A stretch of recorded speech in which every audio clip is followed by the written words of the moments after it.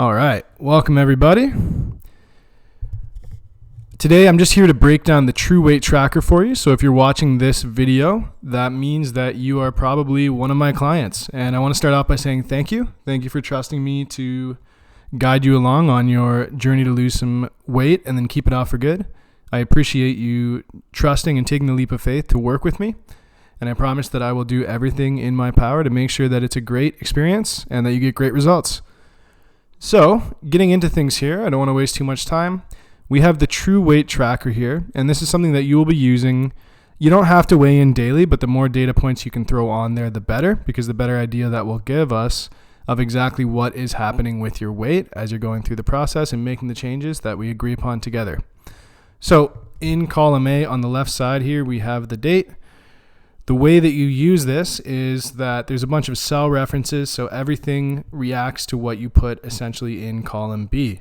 So each day, quite simply, you just throw your weight in column B.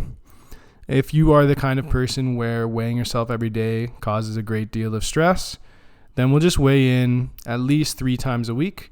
But if it doesn't bother you too much, ideally, just weigh in every morning after you get up, before you drink anything, any coffee, tea, water, stuff like that. But after you go to the washroom, so get up, go to the washroom, weigh yourself in, and then go about your morning routine from there. And just throw it into the True Weight Tracker when you have a chance. So all you do is you log your weights here. I'll just show you on October 21st, let's say 144. These are just made up weights. There's no person that this chart is based on. So I throw that weight in. Now, when that happens, you'll see here in column C and D, I have what's called your true weight. And the idea of true weight is that weight will fluctuate to a great deal depending on how much sodium you've had, how many carbohydrates you've had, your stress levels, how much you've slept. There are a large number of things that can cause our weight to fluctuate to a great degree. So the problem is when we just step on the scale and we only look at individual measurements, we are attaching how we feel about our progress to a metric that's highly variable and highly inconsistent. So even though you might be doing everything right, it might even just be your hormones are fluctuating and you're seeing a change in the scale. So although you're dieting and exercising and doing everything right, you're not seeing the weight go down. So by looking at trends rather than individual weights, we bypass this issue. When we are attaching I started this, but I didn't finish it. When we're attaching our emotions to these individual measurements, and the measurements fluctuate highly, then how you feel about your progress is going to fluctuate to a great degree as well. And that can be demoralizing and cause a loss of motivation and create a sense of discouragement. And in truth, you might actually be progressing and moving towards your goal the entire time. But because you're looking at this measurement, the daily weight, it can make you feel like you're not making progress, and it can just hurt you. It's definitely not going to help you. So what we look at here is trends over the course of 1 week, 2 weeks, and then over months. So when you put your weight in column B, you will get weekly averages. So you can see here from October 7th to the 13th, this person has logged their weight every day, our imaginary person. And this is the average of all of their weights over the course of that. Now, next here, you'll see weekly change.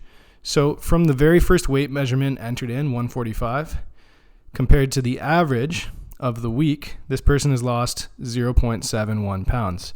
And ideally with fat loss, when we're trying to lose it and then also keep it off for good, anywhere from losing half a pound to a pound a week is great. Up to 2 pounds is possible, but generally not recommended. And you might experience that, but usually only at the very beginning when it's really easy because you're just starting to get back on the ball.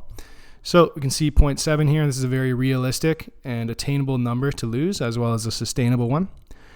And this tells us that, again, they've gone from 145 to an average of 144.23, although you will see on October 9th that they were actually 145.5. So if you were anchoring your emotions or how you feel about your progress to the weigh-in on October 9th, you would feel like you're moving backwards. I just started this new program. How am I moving backwards? And it might just be that now you're eating more fiber, and the fiber is basically staying in your gut for a little bit longer, and it's taking time to basically move everything else that you were eating through, or whatever it is, or it's just a stressful day, you didn't sleep well. So when you attach your emotions to that measurement, you would actually feel worse, when in reality, over the course of the week, you're right on pace and doing great. So that's why we look at the weekly changes. Try not to think about individual days too much. We can see here the next week, October 14th to 20th, the average weight was 143.67. So comparing the average of week 1 to week 2, we're down another 0.61 pounds. So we're moving in the right direction again. And then you will see here when you put in an individual data point like 144 here, now it looks like the weight's creeping back up, but as we add more data, you will see the number average out. So try not to ever worry about measurements that are based on less than 3 measurements. You know, you want the average of at least 4, and then you can actually take some stock in what it's saying.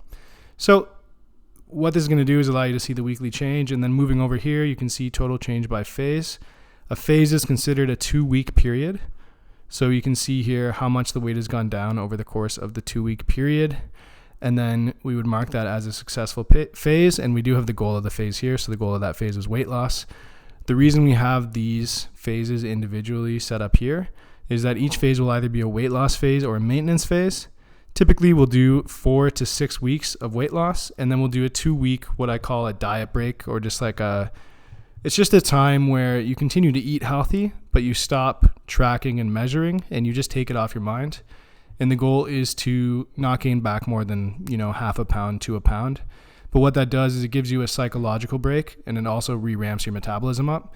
So you'll be varying between periods of weight loss for 4 to 6 weeks, and then the occasional 2-week maintenance phase to build back up.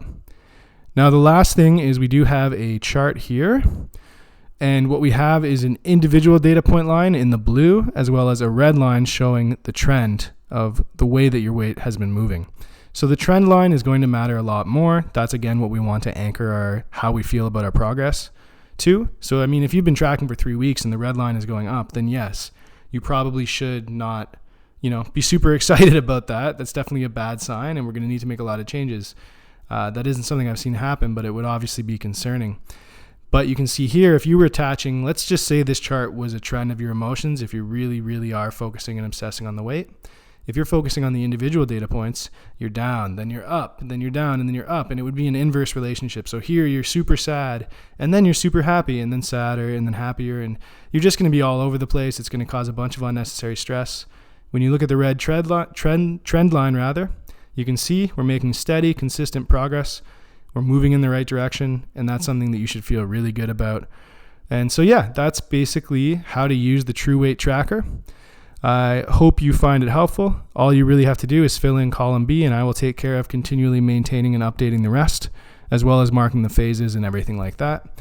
So fill in column B. If you do have any trouble, shoot me an email or a text. And otherwise, I hope you have an awesome day, and I hope you found this helpful. Take care.